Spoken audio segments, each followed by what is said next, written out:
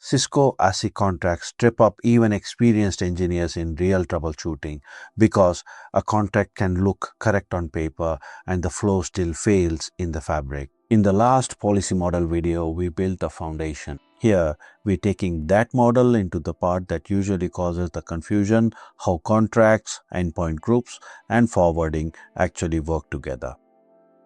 By the end of this video, you'll be able to troubleshoot who can talk to whom, what really happens when no contract exists, and why allowed traffic can still fail based on forwarding behavior. It builds on the policy model foundation from the previous video, but everything you need for this lesson is here. If you ever stared at a broken flow and thought the contract looks right, this is the troubleshooting view you need. We are extending the policy model discussion into what contracts actually do and how forwarding decisions in the fabric determine whether traffic really passes. ACI is policy-based, which means you don't start by configuring every individual port or ACL line. You start by describing application intent and grouping endpoints by function. Those groups are called endpoint groups or EPGs. An EPG usually represents a set of endpoints that share the same policy requirements, like web servers, app servers, or databases. Think of the EPG as the policy identity of the workload. It's not just a VLAN name. It's the object the fabric uses when it decides which policy applies. Contracts sit between EPGs. They define whether one group is allowed to consume services from another group. So the big picture is simple. Endpoints live in EPGs, EPGs relate through contracts, and traffic is permitted only when policy says that relationship is allowed. To place contracts correctly, you need a quick map of the ACI object model. At the top, a tenant gives you a policy container. Inside that, application profiles organize application-facing objects like EPGs. An EPG maps policy to endpoints. Endpoints can arrive through static path bindings, dynamic association, or domain-based classification depending on the design. The bridge domain provides layer 2 flooding and subnet context. That's where you think about MAC learning, unknown unicast handling, and the default gateway relationship. The VRF is the layer 3 policy scope. Contracts are fundamentally evaluated within that policy universe unless you intentionally extend behavior with features like shared services design. Application profiles don't forward packets, and bridge domains don't replace contracts. Each object has a role, and mixing those roles up is where a lot of confusion starts. The practical shortcut is this. Endpoints land in EPGs. EPGs inherit network context from bridge domains and VRFs, and contracts define permitted communication between those EPG identities. Once that stack is clear, contracts stop feeling abstract and start looking like one specific layer in the ACI policy model. Now let's break the contract itself into the pieces that matter when you're reading or troubleshooting policy. One EPG consumes a contract and another EPG provides it. In simple terms, the consumer initiates traffic toward a service and the provider offers that service. Inside the contract, a subject defines the policy logic that ties filters and actions together. Filters define the match conditions.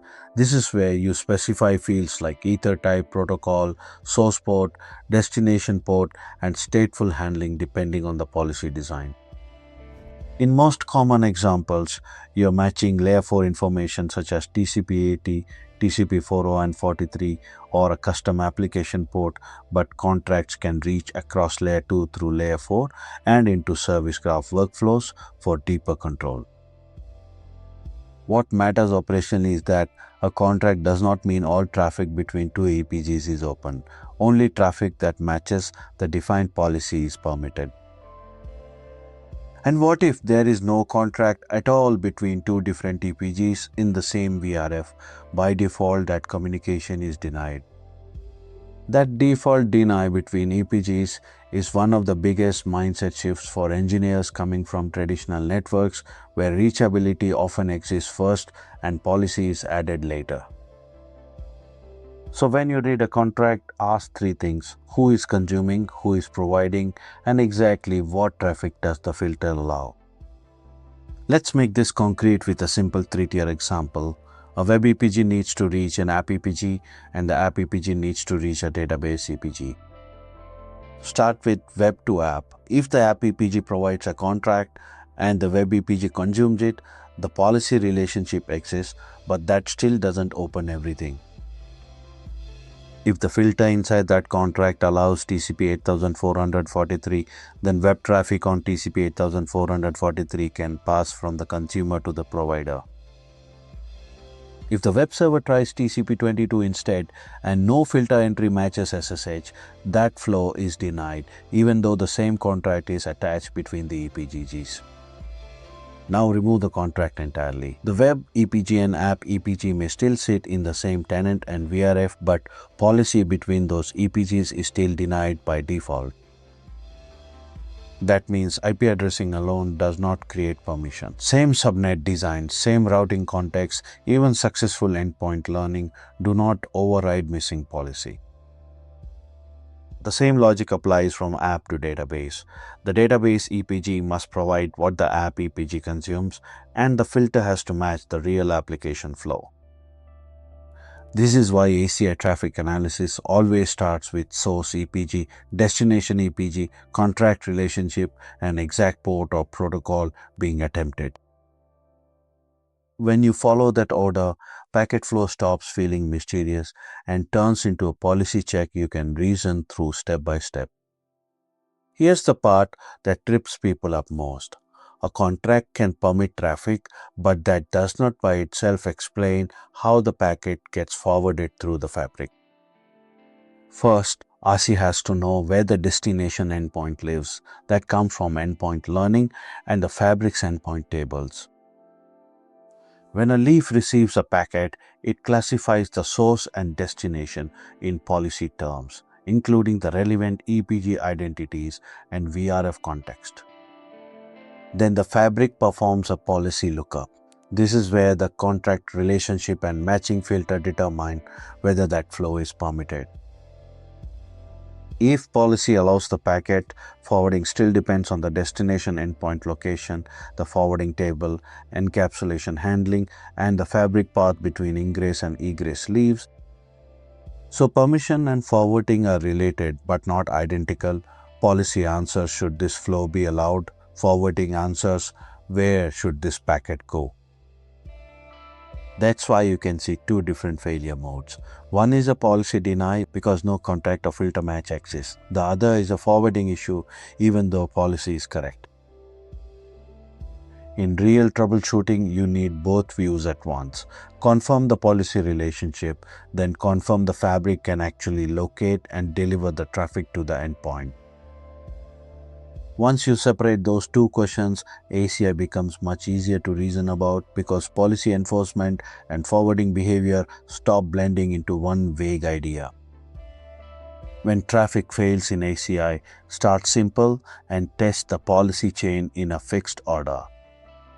First, verify the source and destination endpoints are actually in the EPGs you think they are. A policy check is useless if classification is wrong. Next, check that the contract is attached in the right direction. Consumer and provider reversed is a classic mistake. After that, inspect the filter carefully. The protocol, destination port, ether type, or stateful expectations may not match the real application flow. Another common issue is assuming any contract means full reachability. It doesn't. Only the matched entries are permitted and everything else remains denied. If all of that looks correct, shift from policy to forwarding. Confirm endpoint learning, leaf location, and whether the destination can actually be resolved in the fabric. This is the habit that saves time. Don't ask whether SE is broken. Ask which stage failed: classification, contract relationship, filter match, or forwarding resolution. When you troubleshoot in that order, unexpected deny behavior becomes much easier to isolate and explain. There are a few advanced features that can change the default story, and they are worth knowing because they often appear in real designs. One is preferred group. In the right design, it can allow communication among member EPGs without requiring the same explicit contract model you'd normally expect between every pair. Another is vZANI, which lets you apply policy more broadly at the VRF level instead of defining every relationship one EPG at a time.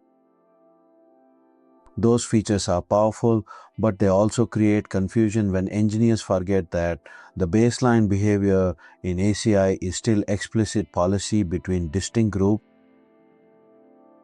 A common misunderstanding is thinking there must be some hidden implicit permit because the endpoints are close in the fabric or share routing context. There isn't, unless a specific feature changes the default model.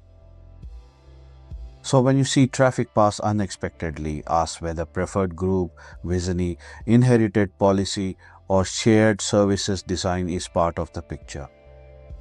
Here's the mental model to keep. Contracts define which EPG relationships are allowed, filters define what traffic matches, and forwarding still depends on endpoint location and fabric behavior. If you can separate policy permission from packet forwarding, you'll explain ACI much more clearly and troubleshoot it much faster. If this helped, keep building from real traffic examples. That's where ACI contracts stop feeling theoretical and start becoming intuitive. And if you're studying Cisco ACI right now, stay with the packet path and the policy path at the same time. That's the skill that makes the whole model click.